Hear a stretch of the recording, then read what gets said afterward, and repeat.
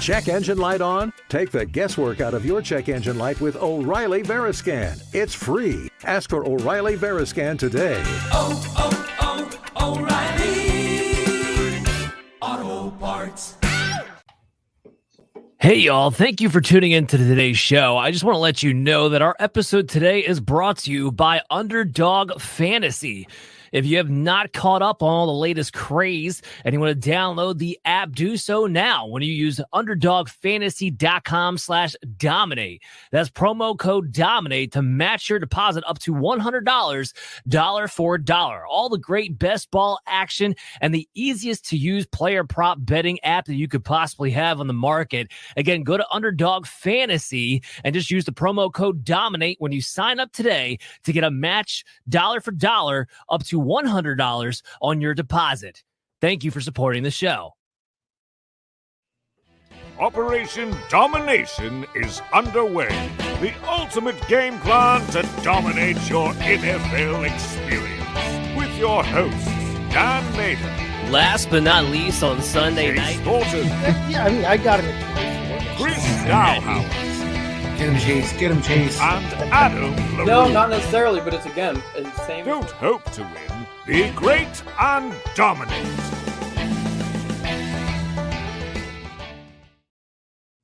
All right. It's episode 2 for Operation Domination. Thank you all for joining the show live. If you have not done so, if you're listening to this on the podcast, make sure you keep downloading us there too. But subscribe to our YouTube channel. That way you can join the conversation when we go live with these things, because that's where you want to be. We got a great show in store for you today. We're continuing on with the free agency. And of course, we have some trade transactions to talk about too. We're definitely going to get to our biggest risers and fallers as a result to our offseason thus far. And we have a special guest to get to in just a second. First off, I'm your host, Dan Mader, joined here with Christy, Adam LaRue, Chase Thornton. Fellas, how are we doing today? Let's get it going. Let's get it going. Let's get it going. All right. Well, we gotta get the guests introduced properly now. Come on, we gotta get the rock music going. We gotta get the Okay. now is the moment you've all been waiting for. He is the host of Rip Tip, and with Mr. Greg Kellogg on Thursday night, the Thursday Checkdown, the one, the only, Mr. Tipp.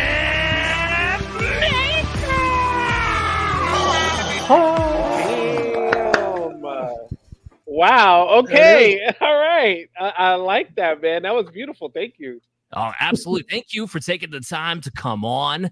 I've been admiring your work from afar from a long time. It's a great opportunity to get to meet you here and get to talk some football. Tip, what have you been up to, man? How you been? Oh man, I've been busy, man. It's been a whirlwind.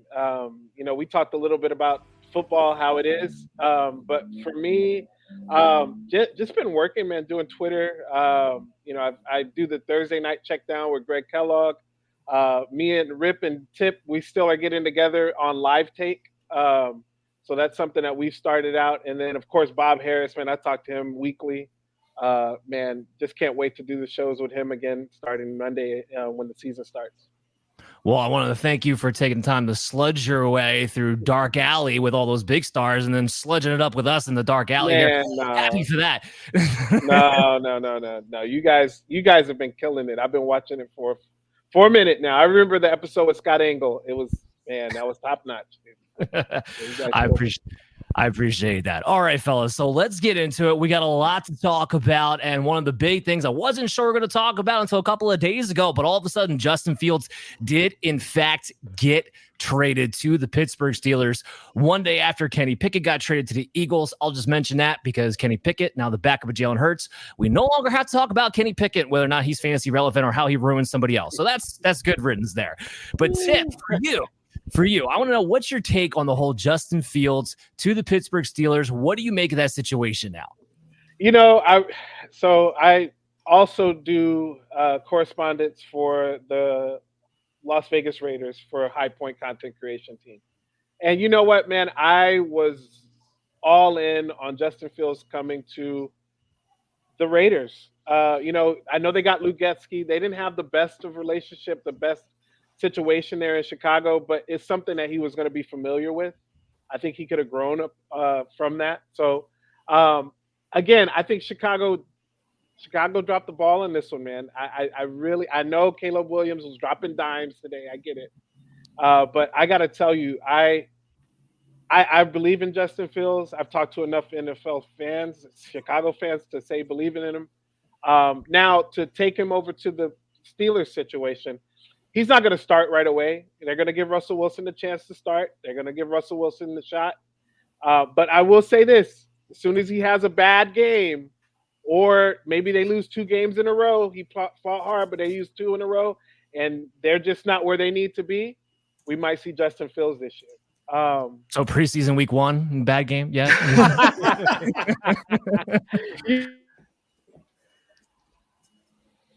No, I think I froze him on that joke. That's so good. I will tell you, Mike Tomlin will have a short leash on him. Especially with all the antics and stuff that happened last year. He played really well, Russell Wilson did. But I still think that, again, it's Russell Wilson. We could see Justin Fields. Now, if we see Justin Fields, I love Justin Fields with Arthur Smith. We'll talk, I guess, a little bit more about that. But I'll tell you, one big thing is the bootleg. And another good thing is they're going to have a decent run game behind him.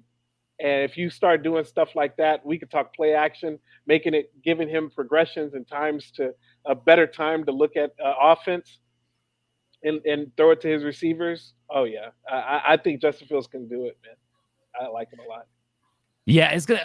This is a multi-layer thing. I want to get Adam in here, though. Adam, because a couple of things here. One, Chicago, questionable about why they decided to pull the trigger now, if that was all they were going to get in return. So we have that question mark there. 2, I'd love to get your take on whether or not you think this is a battle, whether you think Russell Wilson, Justin Fields, which one of these guys is going to start. Well, I agree, Tipp, that it's definitely, at least to start out, going to be Russell Wilson. I'll just get that out of the way quickly because I think it's pretty clear that Russ is the intended starter, and that they're going to go in with the intention of fixing some of the bad habits and some of the, kinks in the game of Justin Fields that he developed, frankly, in his tenure in Chicago. I don't necessarily think he's improved, and in some facets, I think he's gotten a little bit worse from what I saw at Ohio State. So I'll say I think that's probably going to be their goal, is clean up what was he learned in his first couple years in the pros, and then figure it out kind of moving forward with Justin Fields. I definitely think it's a good move for them in that he has much more upside than Kenny Pickett ever will have, and younger. So good on them from their perspective. But agreed, from Chicago's perspective, I don't think it makes any sense. I at some point, someone's going to be far more desperate than Pittsburgh was at that very moment. I mean, they were just getting rid of a quarterback. They just shipped off a quarterback. They didn't necessarily need a backup right now. I think they would have been fine. They've been known to go with the likes of Mitchell Trubisky or Devlin Hodges, or I don't think they're that concerned about having the best backup quarterback in the world, because there's going to be a defense run game driven team anyways. Backup quarterback, sure, it's an important position. I'm sure that Tomlin would say it's incredibly important position, and it is, but end of the day, I don't think this Pittsburgh Steelers were the most desperate to get a backup quarterback at this juncture.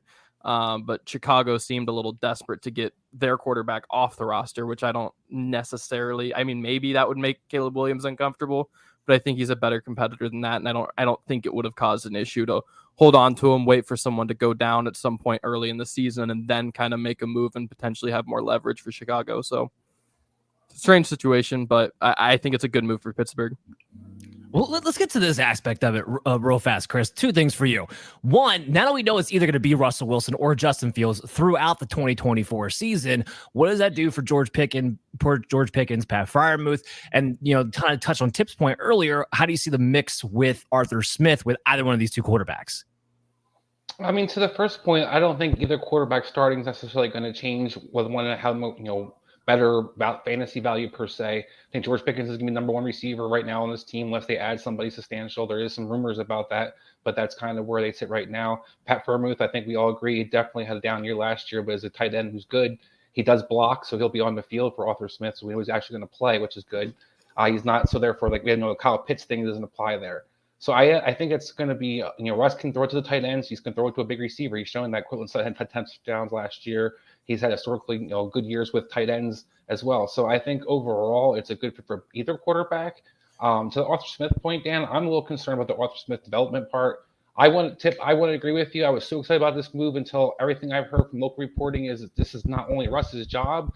They're talking about extending Russ and that he has a chance to have. They are. And they're not going to renew Justin Fields' contract. They still might move forward with them, which to me was the whole thing, an elephant in the room, like this idea that you had to pick up the option. We saw Jordan Love last year, renegotiate his deal with Green Bay, take lesser money, still not getting, $50 million per se, but he still got a decent contract and it worked out.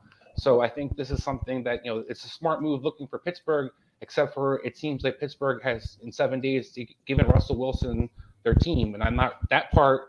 I don't know how quickly Mike Tomlin moves on from that, because Mike Tomlin usually has to be forced to move on from horrible offensive coordinators, horrible different quarterback situations. He's going to play Mason Rudolph if he had this year, if it was up to him. So I'm a little concerned about Justin Fields overall. I agree with you, the talent.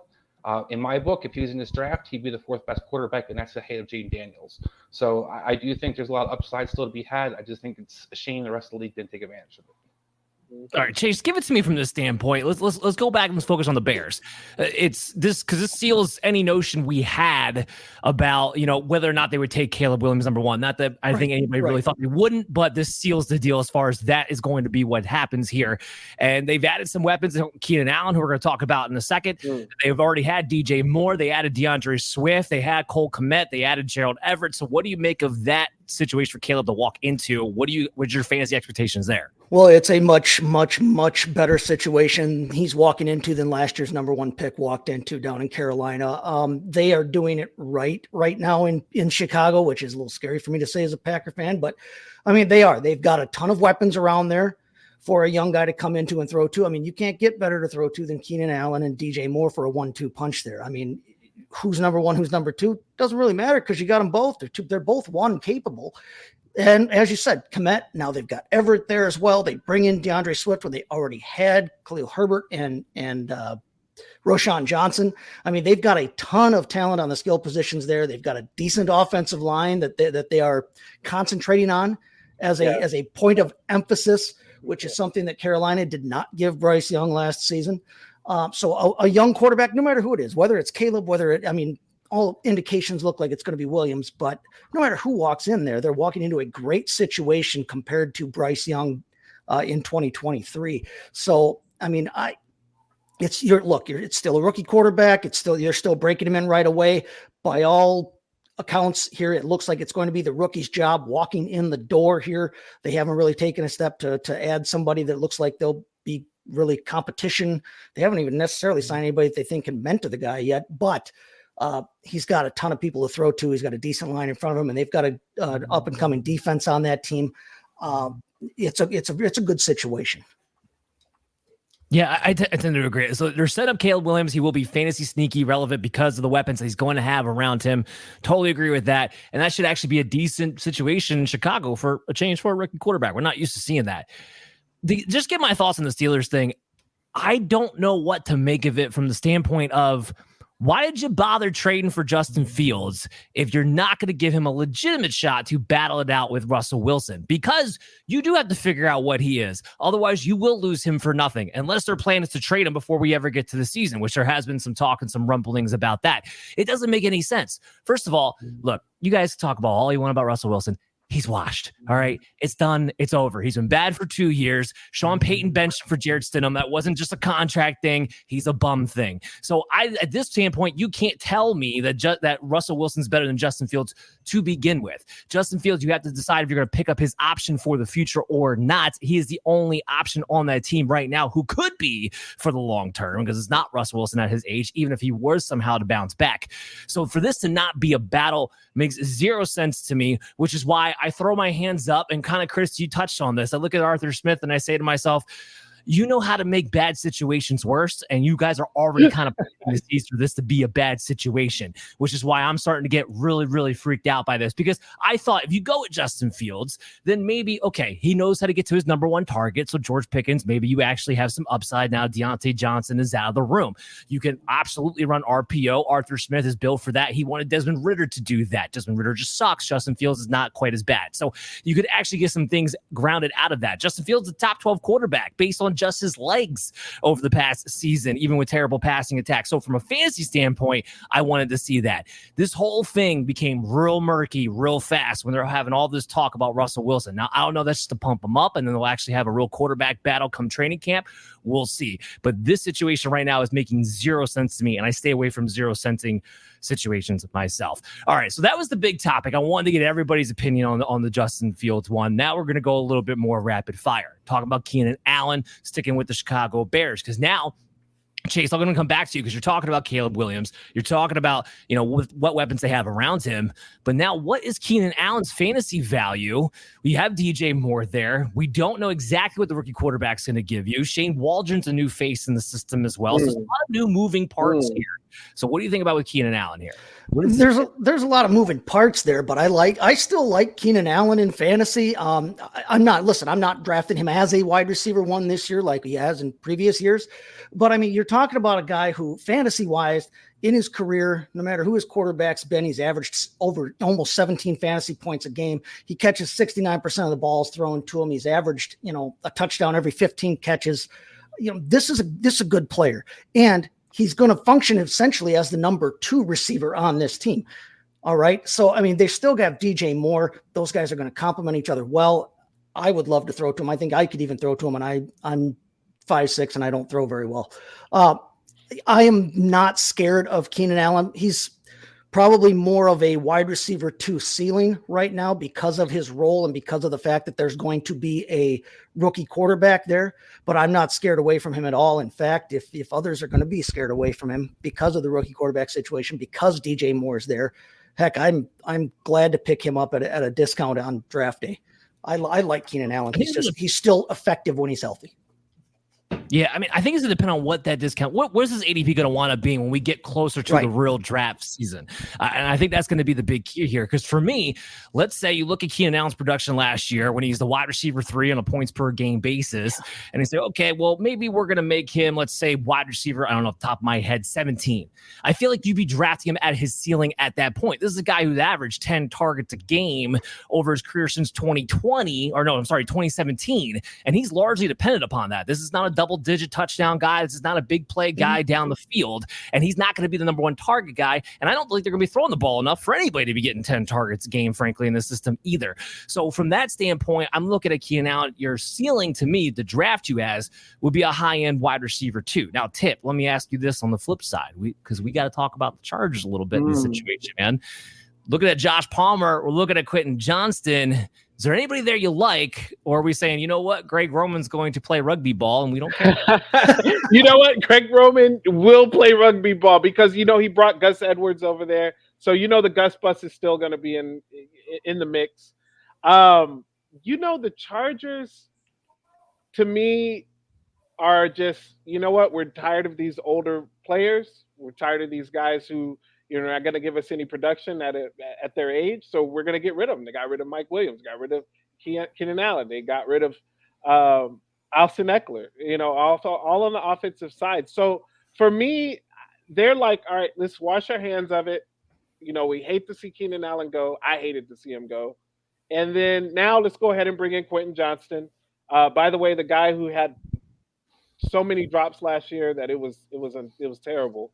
But he was a rookie. You got to give him that shot. You got to say, okay, look, wait, we know you have the talent, kid.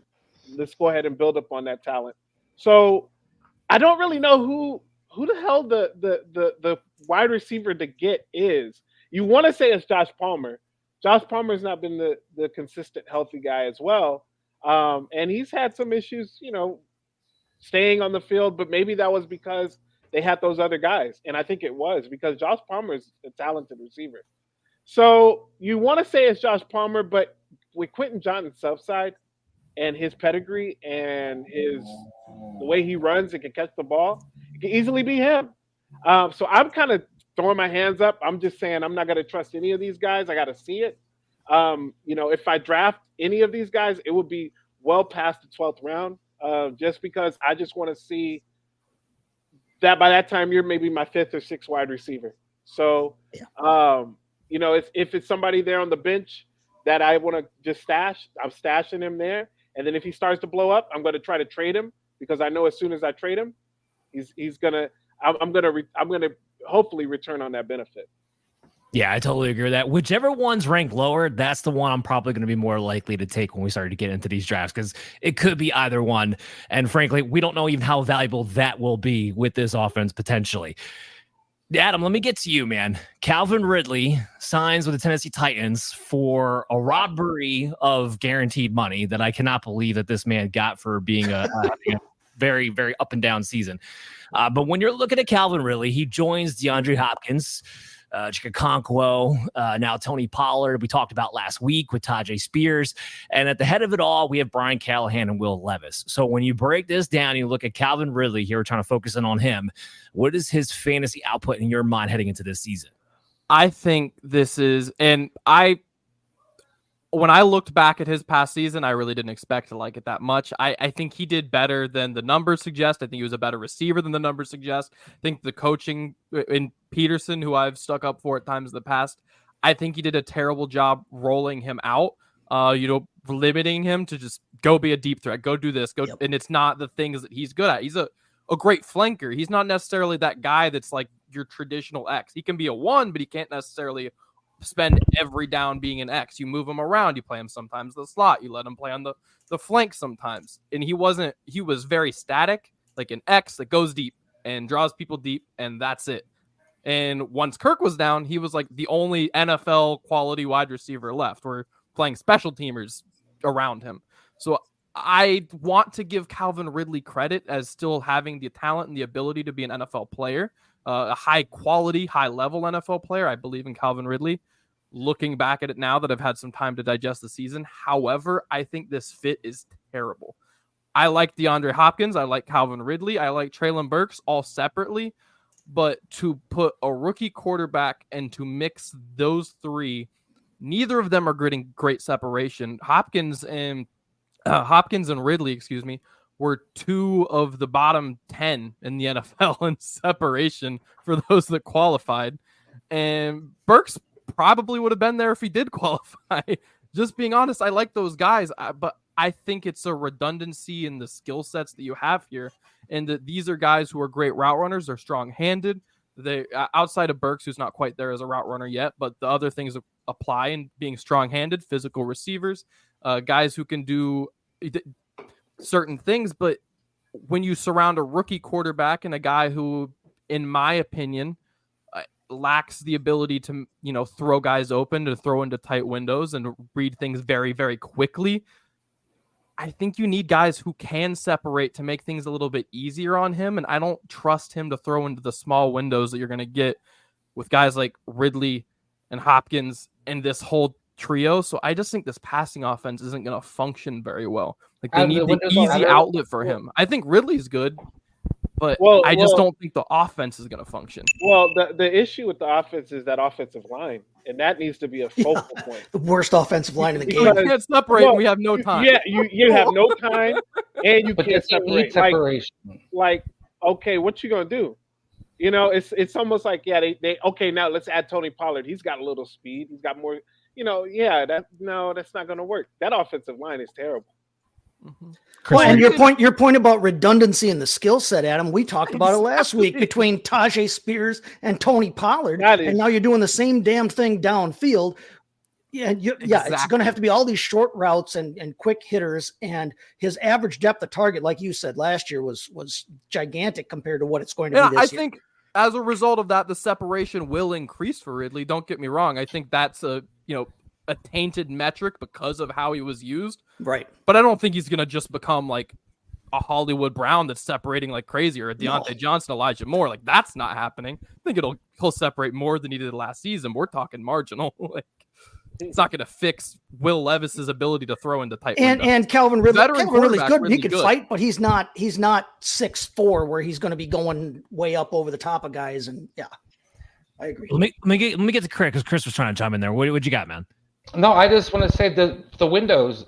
Look, Adam, Will Levis isn't going to hit. We all agree he's not super accurate.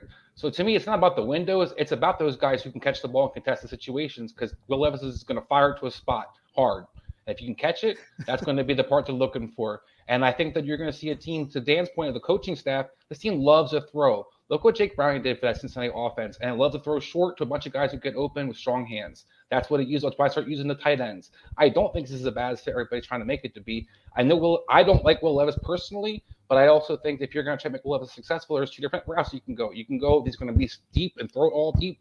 I think Josh Allen kind of showed with Sheffield and Deontay Hardy and all the guys they added in Buffalo last year. Who do you want to throw it to? The tight end.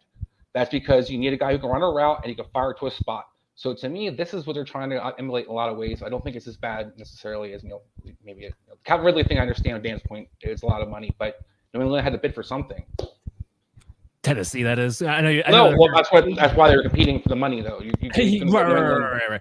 I tend to lean more towards Adam when he's talking about the redundancy of it and it not working out well. You get talking about a guy, Adam, to your point, 84th in target separation and 59th in route win rate. So he's not even winning on his routes. He's not that great of a contested catch guy. So Chris, to your point with the Will Levis thing, he does need a window. You do need to put it in a tight spot for him, and it's not going to happen with Will Levis. I totally disagree with that. So, and you got Hopkins here, who you're already going to have the rapport with. I don't think Calvin Ridley's the number one receiver on this team. I think DeAndre Hopkins is, because you already built that rapport with him a season ago. And Ridley, as the number one receiver, with Christian Kirk missing half the year, he was still no better than wide receiver 26 on a fantasy points per game basis. So not even a cumulative stat on an actual points per base basis. This guy is a wide receiver 3. So when we look at this from a fantasy standpoint, I don't like this for Calvin Ridley. I think you're sitting back at a wide receiver 3 again this season. And all it does is cut enough into DeAndre Hopkins, or he probably winds up kind of in the same area as a wide receiver 3 is himself. And that's probably the cap of what you're looking at for those two. And I don't see much more potential outside of that unless one of them gets hurt. And God forbid Treylon Burks actually stays healthy, and we got to spread the ball out even more to another guy who doesn't separate. So I'm kind of more on that mindset where I think this is going to turn into more of a cluster and a who's kind of weak when you're not going to be able to know who to play. But on the flip side of this, we had on the Jaguar side, and kind of bleeds into our next guy, is Gabe Davis. So Chris, I want to get to you here with Gabe Davis going to Jacksonville. Now that we know Calvin Ridley is not going to be there, you have Zay Jones, you have Gabe Davis, you have Christian Kirk. Does Gabe get any extra value here making this move, or is he's just Gabe? I think he gets some extra value because Adam's point about Calvin Ridley, the routes he was running, that's what Gabe Davis does best. He's able to run those routes. And if you're going to have decent numbers from Calvin Ridley, the guy who was trying to fit a role he wasn't really good at, and he had decent numbers fantasy-wise, why can't Gabe Davis have a stud? I don't think you're going to have the guy who's going to be necessarily, you're going to be featuring game in, game out. I think Christian Kirk will be the guy whose benefits that you can make more consistent of the receivers you're looking for. But Gabe Davis, I think, actually has a chance to be a guy that can be involved in the offense. Look, I don't know what happened in Buffalo, but I watched this guy have some great games, including in the playoffs. And I don't think he's untalented. So I think there's a lot of parts of where you just didn't give him a chance in Buffalo outside of Stephon Diggs and certain reads in the offense. Maybe he gets a chance now that you're one of your better receivers on the outside. Yeah, I don't know. I don't know how I feel about that, because I don't think Doug Peterson's any better than a Ken Dorsey is calling plays as far as that goes. And I don't think Trevor Lawrence is certainly not better than Josh Allen. He's not a step up from Josh Allen, no. And he's got more mouths in front of him because Evan Ingram is a factor all season long, not like Dalton Kincaid for a 6-game stretch. And you do have Christian Kirk there, who gets as many targets as Stephon Diggs does. You do have Zay Jones, who's better than any third receiver Buffalo Bills had. So I think there's even less to go around on top of it. What are you going to say? Probably they were pretty good. Sorry.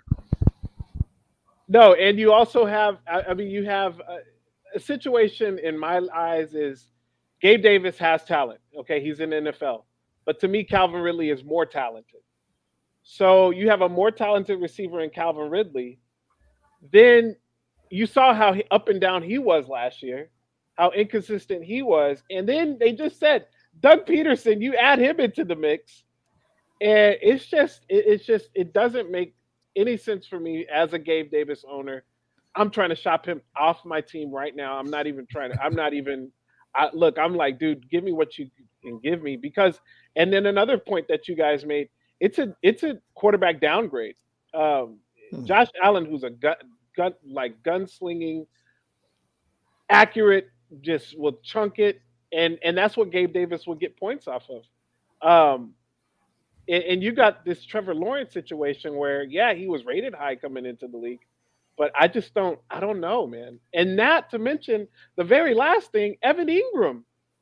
I mean, you got a tight end who's getting targeted like crazy, like wide receiver one targets, and doing stuff with it, and actually staying healthy. So it's just I'm all out on Gabe Davis, man, all out. Yeah, I don't know how much. This is somebody, again, he's probably going to be valued later on in drafts anyway. So if you are taking him, it's probably a shot. I tell you who I do value a hell of a lot. Chris, you mentioned him, Christian Kirk. This is a guy who's a year removed from being a top 12 wide receiver on a fantasy points per game basis. He goes back to being the clear number one target on that team. And he didn't need a lot. Remember, 2022, he had a 24% team target share. Last year, it was only 2% less than the games he was actually active for. So as long as he stays healthy, and he gets that extra 2%, we're looking at Christian Kirk potentially being a big value next season. Chase, let's go to you for Marquise Hollywood Brown. He does make the sign. He moves over to Kansas City. You know, the dreamland where we all want every wide receiver to go to this misfit group of toys and hope that something pops out of it. That's what we look for all the time. We get that in Hollywood Brown. So when you look at this, as he bounced back, now that he's on the Kansas City Chiefs, how does that whole thing fit in your mind? Well, I don't think he can help but bounce back. I mean, he's coming off his worst fantasy season of his career in terms of points per game, in terms of his overall performance there. He's going to one of, if not the best quarterback in the game, which is a big step up from what he dealt with last year between Josh Dobbs and the mishmash they had there, and then finally Kyler Murray coming in, but he was not healthy for the whole year. In fact, he's had trouble staying on the field for the last 2 years. He's missed a couple of games both years. If he could stay healthy, this is a big step up for him. I like the way that he'll fit into that offense. I think he brings them something that they don't have right now, something that I think they wished MVS, Marcus Valdes-Scantling, would have brought to them, but never has been able to provide on a consistent basis going back to Green Bay. Rice can now operate underneath. Kelsey can operate as Kelsey operates, and Hollywood can now take the top off of that defense and run those deep routes for them and give them that dimension that they have not really had consistently in the last couple of years there. So between a quarterback upgrade with Mahomes and the fit in the offense, I think it has to be a bounce back for him. Now, that being said, a bounce back and for Hollywood Brown, you're still talking about a guy whose ceiling is probably 14, 15 fantasy points a game. He's still a wide receiver 3 type for me, but I do like how he fits in this offense. He will be better than he has given you the last couple of years. So don't be afraid to take him. I'll tell you, I'll probably be nailing him in best ball leagues. I will be very happy to have him on my rosters in best ball leagues right now. Yeah, depending on where his ADP falls by the time that we get around to redraft, people might be a little too hopped up on him for me to be taking him he may be getting drafted as a wide receiver 2 or wide receiver 1 type. And he's, like I said, I believe he's a wide receiver 3, but this will be a good year for him in the grand scheme of things. As he pops the beer. No, yeah, he's best ball friendly for sure, because I don't want to have to worry about him being healthy. He's only had 2 seasons in his entire career. He's been able to play all the way through, and I don't want to worry about when those big games may or may not come. I guess that's my thing with Marquise Brown. I was a huge fan of his in college, but now I have to ask myself, are you overrated as a player? Only 1 year where he had 1,000-yard season. He never had more than 8 touchdowns in a single season, and he's had years where he's been the number 1 guy on a team with a decent quarterback in Lamar Jackson, who just won a second MVP. So I have to start asking those questions, I think. Tipp, I'm going to get your opinion on this, and then I'll jump to Adam for the fallout aspect. I'm going to talk to Marquise Brown later, so we'll get to you later. I truly believe when I saw this drop just a few minutes after the Keenan Allen drop, I was like, oh my God. I put a post out there immediately because I was just sitting at the house watching Superbad, just chilling. And bro, I saw this and I said, his value will skyrocket. I mean, his fantasy value is going to go through the roof now because he's tied to this one guy, Patrick Mahomes. And I truly think that he can return. Oh wow, I can't believe I'm gonna say this, but I think he could be a top 15 wide receiver if he's healthy. If he's healthy, I think that I He's think healthy. I don't think that's crazy. Got to be healthy. He's got to be on the field. He can't this. I know he's got this foot injury, but he's got to be on this field. And if he gets on this field, I don't see why he can't have a career year, 1,200 yards, maybe 9 touchdowns, as long as this guy stays healthy in that offense. Because Andy Reid's going to utilize him the correct way. He's got Patrick Mahomes. They got a decent offensive or really good offensive line, decent run game. Yeah. I will say this too, though. Even when he's on the field, he's going to have to start performing better. He's been 86 in route win rate over the past 2 seasons, 58th in target separation, which is really low for a guy who depends on his speed to get open because he's not going up over the top on anybody. So those are things I think he does need to play better even when he is on the field. So we'll be talking more about him throughout the year. I will say this, Patrick Mahomes and Andy Reid will correct that. That I think that's what most people would hope for if you're looking for the pop on that. Adam, going to you, though. So Marquise Brown, he signs, he goes away. So he vacates the 22% team target share over on the Arizona Cardinals. Not that everybody wasn't already having them plan on taking Marvin Harrison before this, but does this solidify in your mind that it would in fact be Marvin Harrison Jr.? And if it is, what's your breakdown between a guy like that and a Trey McBride going into the next season? Yeah, I think it does solidify that. And look, I think that's going to make it an honestly pretty interesting receiver group where I don't necessarily think the teams are going to key in too hard on those guys. You've heard me talk about, I think Dortch can be a pretty solid slot in this league. Michael Wilson was good at times last year. And of course, Trey McBride broke out and I think has the potential to be one of the best tight ends in the league rather quickly. So I think this is a good spot for Marvin Harrison Jr. to jump in and be someone that, candidly, Kyler can see going down the field. He's a big body for him to throw and get the ball to. I mean, we saw in their brief run where they were both healthy and both playing good football that, DeAndre Hopkins just offering like that kind of physical receiver outlet that he can just be like, all right, I need to get ball out now. Like, go. He's down there somewhere. That type of option. And now having 2 of them potentially in both Trey McBride and Marvin Harrison Jr., I think that's going to be really good. And I have concerns about how this offense could be constructed, but I think there's potential for it to be really good because I think there's pieces here to make this work like functionally.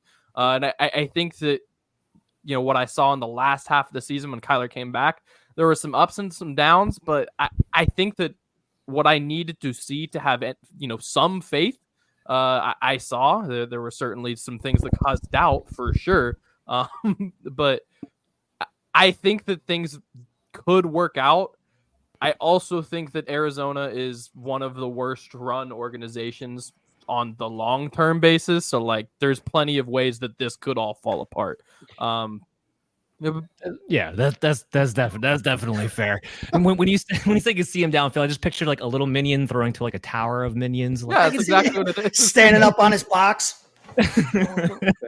But in any case, just to kind of back up your point, I will love both Trey McBride and Marvin Harrison from the standpoint of the volume's going to go their way. Murray has gotten the number 1 receiver on his team fantasy relevant before, a la DeAndre Hopkins. Again, they vacated a 22% team target share. I think Marvin Harrison would jump right into that. Trey McBride had 29% team target share from weeks 8 to 18 at the end of the second half of the season, which is just insane for a freaking tight end. So these are both fantasy assets that are like a lot, I think, going into next season. But this is what I want to do. Take a quick break, come back on the other side. We're all going to go through our number 1 riser and faller after this off season. So everybody stay tuned to the Operation Domination show right after this. Hey there. Thank you for tuning into today's show. And if you want to show us some support, all you have to do is go to whatever podcast app that's your favorite and download the Operation Domination show. And when you do that, please leave us a 5-star review.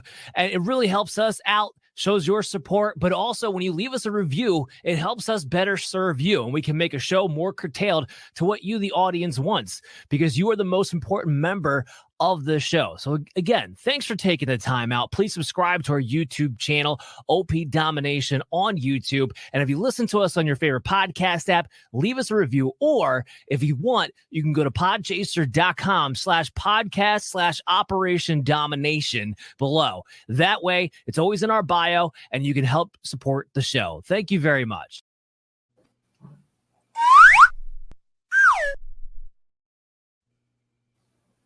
All right, so it's time for our risers and fallers. We're just going to start with the guest tip. What is your biggest riser? Who is your biggest faller? So for me, my biggest riser is definitely going to be. Wow! Again, I can't believe I'm doing this. I'm saying it, but as far as from a fantasy standpoint, I think it's going to be Russell Wilson. I really think that this offense is gonna put it together. I think that Russell Wilson is gonna have his mind right. I think that he has no choice but to have his mind right. Mike Tomlin's gonna be there. They just signed Justin Fields. We talked a lot about Justin Fields. I feel like Russell Wilson still has a lot left in the tank. That's a bold statement. I'm here for the bold hot takes, man. And look, I will say this. Russell Wilson still has some left in the tank. They brought in Arthur Smith. They're going to utilize the run game to kind of help him out a little bit. You're going to one of the top defenses in the league. Okay, so you're going to get the ball back because they're opportunistic. They're going to give you the ball back in good position. And then not only that, Mike Tomlin just seems like he commands so much more respect to me than Sean Payton does. Sean Payton's kind of like a guy who just take me or leave me. I don't care if you like me or not. You don't have to respect me. That's the way I feel. That's the way I perceive him up. And from hearing him on TV, Mike Tomlin's the type of dude like, I want to give you respect, but you're going to have to earn you're going to have to earn it, and it's going to have to be both ways. And, he's more of a player's coach. A lot of players love to play for him. He could be a little lenient at times, but I still think that he's still hard-nosed as ever. So I really think that it's Russ Wilson. I think he's going to really come out balling out. And it's a tough division. That's the only thing. That division's tough, and Russell Wilson's going to have to really dig in deep. And I think that he has no opportunity, no chance, no choice but to do it. So who's your faller, Justin Jefferson? No, I mean, we're talking about players that have moved. So my faller is Ramondre Stevenson, man. So I'm a big Ramondre Stevenson guy. I love Ramondre. He's one of my favorite players to watch. But now you add Antonio Gibson, you got Jacoby Brissett there. They got some familiarity. So if they're on the same team, it pretty much knocks Ramondre Stevenson's third down out of there. I think he's done. I think he's a first, second down back. You might get a third down here or there for a breather, but I think Antonio Gibson is going to come in there and just take all the third downs from him right off the bat. And that's going to really kind of hurt because Antonio Gibson is not a bad running back when he has the ball in his hand and he doesn't drop it. He's a good running back. He's fast. It's key phrase right there, but yeah. But he has shown that he can do it. So I think that they're going to look at that talent. They're going to see that talent. They're going to be desperate because they need to try to turn this thing around as quick as possible. They're going to utilize all of their weapons, and Antonio Gibson to me is a weapon. So I feel like that's going to kind of hurt Ramondre a little bit, man. It sucks to say that because that's one of my favorite players to watch. I love watching Ramondre. Yeah, absolutely. Me too. Chris, who's your biggest riser? Who's your biggest faller? Yeah, so we touched upon my biggest riser. Marquise Brown, to me, is definitely my biggest riser. Look, Dan, you pointed out the different situations and where he hasn't necessarily been as fantasy relevant. I'll just also point out he was when he was in Baltimore, when he had his those years, who was his offensive coordinator? Greg Roman. We're all seeing what he's doing. The Chargers, passing attack right now. I think he's been. Don't worry.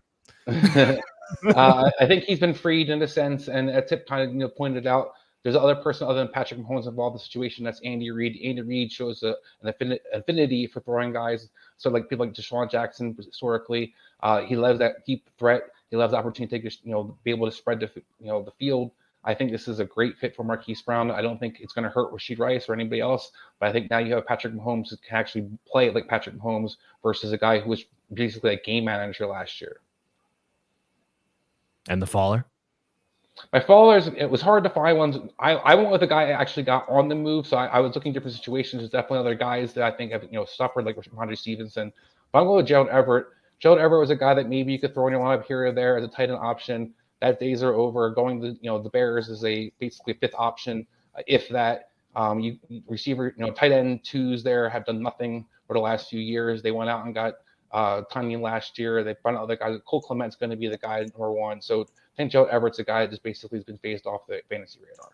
And thank God, because I'm tired of having. I agree. Dan, I tried to throw it out there too. Like, I agree. Him and the Kenny Pickett and just be like, goodbye. Thank you. All right, Chase, what do you got? Riser and faller? All right. Well, my biggest riser, we've already touched on it, but I'm going back to Pittsburgh here. I'm going to kind of piggyback maybe a little bit off of what Tipp talked about there, but my biggest riser here, who I think gained the most here, is George Pickens, because I really like the situation that he's stepping into now. I agree with Tipp. It's a big step up for them quarterback wise between Russell Wilson and Kenny Pickett. Dan, I don't think you and I see eye to eye necessarily on how Russ played last year.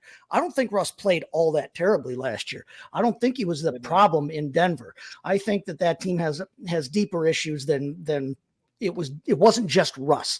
Okay. He didn't play all that poorly. He's definitely a step up in terms of his career, averages and the way that he handles a game. He's definitely a step up from Kenny Pickett. Okay. So I really like the fact that George Pickens is there now and he gets to be the number one. You're talking about, they gave away Deontay Johnson, but I mean, he's freeing up about 100. He averaged over his career over 140 targets a year. That's free now for anybody else who's on that team. And the only receiver really they've brought in is Van Jefferson. Van Jefferson ain't taking targets away from George flipping Pickens. Okay. So Pickens now has all of those targets that he can absorb. All right. He averages almost 2 points, fantasy points a target, 1.97. If he can get those 140 targets, that's 277 fantasy points a year. That's a top 10, top 12 type wide receiver in this league. He's got that capability right now. He's going to be catching passes from a quarterback that's better than the guy that he's had his first 2 years in the season. Now, it's Arthur Smith. We know he's going to want to run the ball, but like I said, Russ's career completion percentage is almost 65%. He's a more accurate, better passer than what they were going to be seeing with Kenny Pickett there. I think this moves Pickens from the flex play that he's kind of been in his career so far over the first 2 years. He's got every possibility to be a full wide receiver number one in this offense, in this league, with Russell Wilson at quarterback. So he's definitely my biggest riser. Okay, so what do you got as faller? My biggest faller is his teammate now and Russ's backup, Justin Fields, because like we said before, and we touched on a lot of points. Wilson Jr., just a minute. You want to say Russell Wilson Jr.? It's okay, go ahead. Well, yeah, Russell Wilson Jr., it's fine. But here's the thing. With Russell Wilson being there, they've already said that he's going to be the starter at the beginning of the season. I just told you, I don't think he played as poorly as I think a lot of us felt he did when you actually look at what he did last season. Now, you think about it like this, that they've already said he's a starter, so he's coming into the season as the backup. Then you get Jerry Dulock from the Pittsburgh Post-Gazette reporting this weekend that both sides, Russ and the Steelers, both have interest and have talked about an extension at the end of this season. So they are not looking at him as just a bridge quarterback. They are not just looking at him as a short-term solution. You questioned earlier why they would bring Justin Fields in. They give up a 6th-round pick for him. They give up a 6th-round pick for a guy who's been a starting quarterback in the league for 2 years to be their backup, and they only have to pay their starter third-string guard money this season.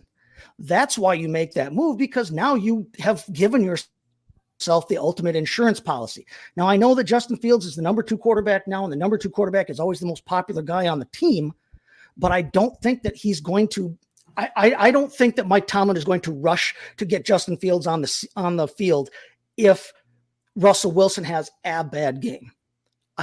Mike Tomlin has made a career out of not making those kinds of knee-jerk reactions. So I really am worried about Justin Fields' value, not just this season, but if that extension happens, I'm worried about him going forward. Is he going to find a starting job next season then if Pittsburgh lets him go? If he stays in Pittsburgh, is he still staying behind Russell Wilson because Russell Wilson is still there? What I'm worried about is if you've got him in Dynasty, you're in the same position that the Bears found themselves in last week before they traded him, where you've got this great asset. You want to get a lot back for him, but nobody wants to offer you a whole hell of a lot for him. So if you trade him now, you're going to have to get less than his value. This is a guy who is a top 10, top 12 type quarterback, like you said, based on his legs alone. And you're not going to get what you feel you should be getting for a guy of that level back in trade right now, as it stands, because he's a quarterback too.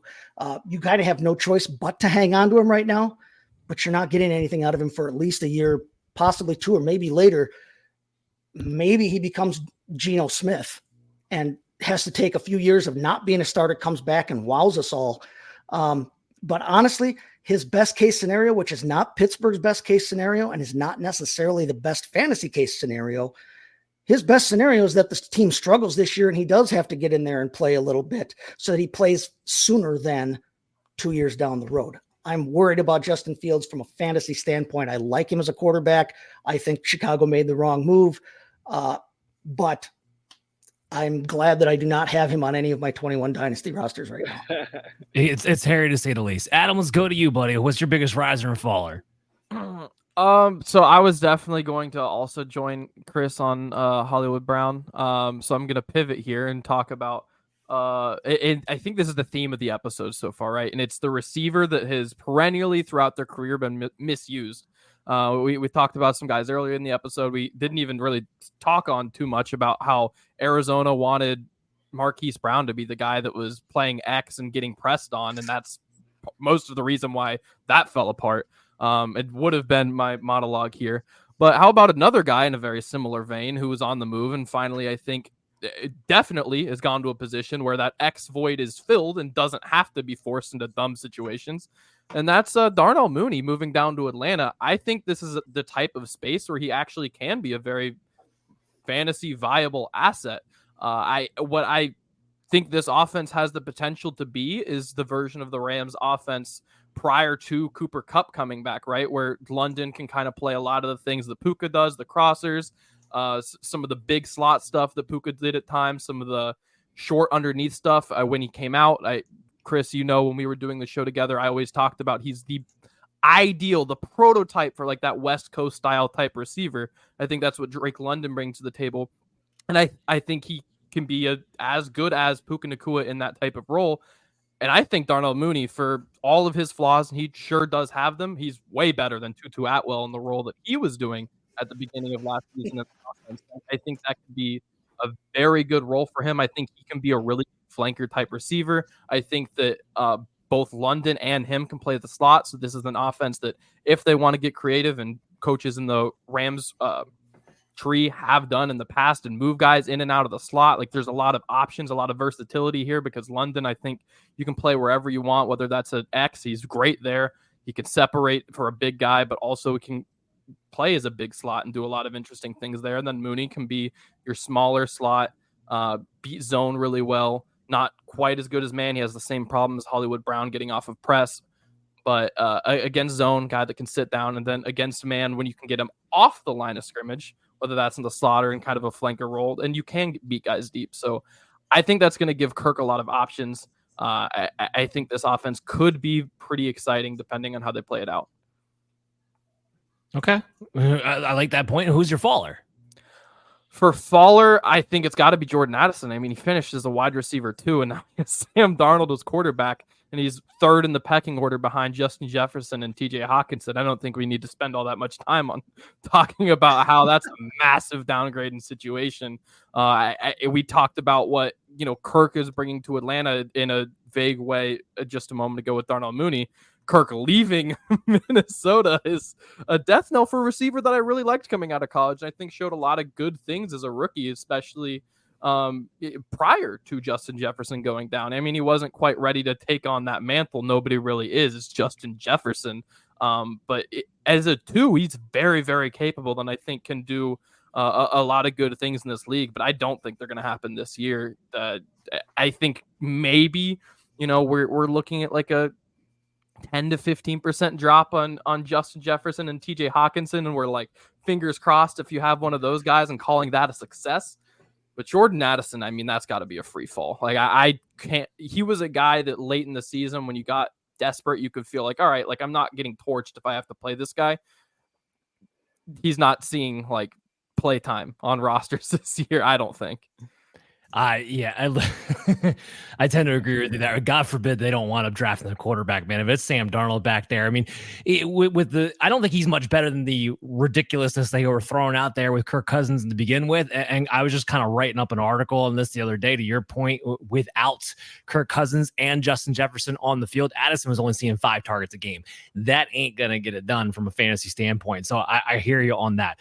All right, so let's get to my biggest riser, my biggest faller. My biggest riser has to be Joe Mixon, because this guy was a breath away from being a nail in a coffin pretty soon, and all of a sudden he gets rejuvenated because now he gets to go to Houston, and then not only does he go to Houston in a situation where they need a lead running back, and he's going to be that, but he also gets paid a 3-year $27 million deal. Now that part's not important, but what's important about it is the $13 million guaranteed. It guarantees he's the guy this year, maybe even the guy next year. So this is somebody who is about to be fantasy irrelevant to possibly having now 2 years of being the lead guy. And while no, he's not the most explosive type, he fits well in the system. And we know that as long as you give him volume, he can continuously falls into that high-end RB2, low-end RB1 territory by the end of the season, because by the end of the season, he's got double-digit touchdowns. He's got over 1,000 yards rushing. He's got 50 targets. So Joe Mixon comes through in a big way with his landing spots, and he's just efficient enough to continue that. He's always been really good in the red zone, too, that being a big part of it. My biggest faller is Justin Herbert. Justin Herbert, I feel bad for you. I do. I really, really do. Greg Roman's going to neuter your nuts, and there's nothing you can do about it, dude. Look, Roman has never been more than top 9 was the highest. Oh, I'm sorry. Yes. Always top 9 or higher in rush attempts. Always. Never more than 29th in pass attempts for a team when it was the Baltimore Ravens. I think he had 1 year with the 49ers in a really, really bad year where he was top 10 in pass attempts that year because they had no choice because they had to come back from behind in so many games. But that was like by far the biggest it ever had been as far as the pass volume is concerned. Now we don't know exactly who they're going to take, because if they're building this team in their image, we know it's either going to be an offensive lineman or they're going to trade back in that first round of draft. And it's not going to be a wide receiver. I'm here to tell you that. So you're hoping, fingers crossed, if you have Justin Herbert, maybe it's Brock Bowers. He can save himself a little bit that way. But this guy also is not Lamar Jackson or Colin Kaepernick when it comes to being a dual threat. I know Greg Roman made some vague comment about, what happens if Justin Herbert runs a little bit more? He's mobile, but he's not a dual threat guy. And he's not going to be on that same level. He's not a Josh Allen. He's not a Jalen Hurts. Maybe he could be a mobile guy in the sense of Patrick Mahomes, but he's not going to have that volume with that passing production to go along with it. So now all of a sudden we're talking about a guy who's been perennially a top 10 quarterback to maybe going back to what he was 2020 as a QB 15. No, I'm sorry, 2021 when he was a QB 15. And I think that's what we might see now with Justin Herbert. He's going to be the most overpaid game manager in the game, period. Period. So that, unfortunately, is going to have to wrap the show. We're not going to be able to get to guys like Mike Williams or Devin Singletary. Goes into another episode because we got to call it here soon. So much we had to talk about. I mean, I know it's an hour is up already, but Tipp, man, I want to thank you for coming on. I want you to tell the audience where to follow you at and what it is you're working on right now. You want everybody to check out. Yeah, well, first I'm working on getting that basement that Chase has. That's the first thing after that. I got to get that, man. But no, man, it's been a pleasure. Thank you guys so much, man. I would love to do it again. Love to do more, have more time. You can find me at Tipp Major. Like I said, I'm doing podcasts tomorrow on Thursdays with the Sports Affiliation Thursday Checkdown with Greg Kellogg, Hall of Famer. I also have the Rip and Tip space that I'm doing on Live Take with my guy Michael Rippey. High Point content creation team. That's where I put out most of my videos for the Las Vegas Raiders, working with them and Des Bryant. That's been fun. And then, of course, Bob Harris. Can't wait to start working back with him when the season starts. But another thing that I've also been working with is a company called Generations Fantasy. And it's an app where we could play fantasy football all year round. You play with current players and you play with NFL legends. So you can have somebody like on one of my teams, I think I had Emmitt Smith and LaDainian Tomlinson, and then my other running back was Josh Jacobs. I mean, like, you can actually play game like this. It's so much fun, guys. It brings a nostalgia back to fantasy football, and you know, I'm big on nostalgia. A lot of people are, so it kind of brings a little bit of nostalgia to. You can have multiple people playing. Like, say, for instance, you can have the younger generation, or you can have the middle generation, like myself, and you can even have older people playing fantasy because they'll be like, "Oh, Fran Tarkington, I'm gonna pick him because that was my quarterback when I was a kid." And you know, like, it can spike up that type of conversation. Man. It's really, really, really cool, guys. Again, it's called Generations Fantasy. I appreciate you guys letting me talk about it, but yeah, man, it's gonna be some fun stuff. And one thing, Adam, I didn't want to not say. I see that Tame Impala album back there, bro. Hey, Tame Impala's cold, man. I love Tame Impala, man.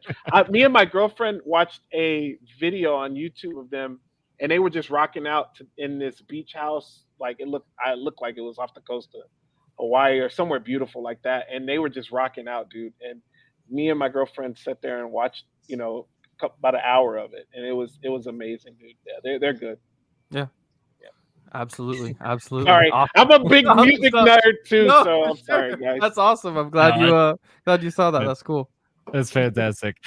Oh yeah, thanks so much for coming on. And that's very cool, your generation app there, because that is something that gets everybody talking about it. And it is like the history of the game, and that's something we don't really get to talk about too much because we're so focused on our fantasy football content when we're doing shows like this that we're always looking towards the now and the future. We're not really reminiscing too much about the past. So I do like that. It's a very cool concept to go along with that. Chase, where we can follow you at, man, and Adam, you too. Find me on @STTChaseFFB on X, Twitter, whatever you still want to call it. I'm still old school. I'm going to call the damn thing Twitter. But yeah, find me there. You can get my takes on, on maybe some of the guys we didn't talk about today, Mike Williams, Devin Singletary, and the like. But always on there. Give us all a follow there. It's good to see everybody. Tip, you talked about my background. I like your background, dude, with the kids' drawings back there. I'm in this great setting, but I'm looking at a pile of toys taller than I am, which is bigger than it sounds, over that direction. So that's awesome. Good to meet you, man. But yeah, find me on Twitter and give me a follow, everybody. Yeah, same location at LaRue Adam. It's on the screen here if you need help with the spelling, and if you are not watching, you are missing out. So go look at the screen, see what's up. Chris, real quick, why don't you talk about the fact that we're going to be having our draft special in Charlotte? Woo. Yeah, Dan, we're not only going to have a 1, but a 2-day draft special. And Dan, one exciting thing is we will not have to wear our diapers. Well, we might want to, but we're going to be doing it live from a bar, similar to what Chase has got set up, except for we all get to be there celebrating with the audience. So we're really excited about our shows coming up in Charlotte. It'll be live, like I said, both night 1 and night 2. So the first 3 rounds, we got you covered. Yeah, that'll be on That Sports Podcast Network live events. We're going to have some guests like Mike Westhoff, former head coach of the Miami Dolphins, and some other players as well who will be joining us throughout the night. That's with Brian Scott Injured List Podcast, along with a few others from there. So really looking forward to that live event, and we'll be getting you guys some more details as we get closer. Make sure you follow me at Dan Mater FF. Make sure, more importantly, you subscribe to the show on YouTube. We are now available on every single podcast app out there. We launched last week. We'll be back next week and next week kicks off our NFL draft coverage. We're going to be breaking down the top quarterbacks and what our expectations are in our rookie rankings then. So that was kicking off our rookie draft series leading up to that NFL draft. So make sure you guys stay tuned for that. We'll see you real soon, and everyone be good until then.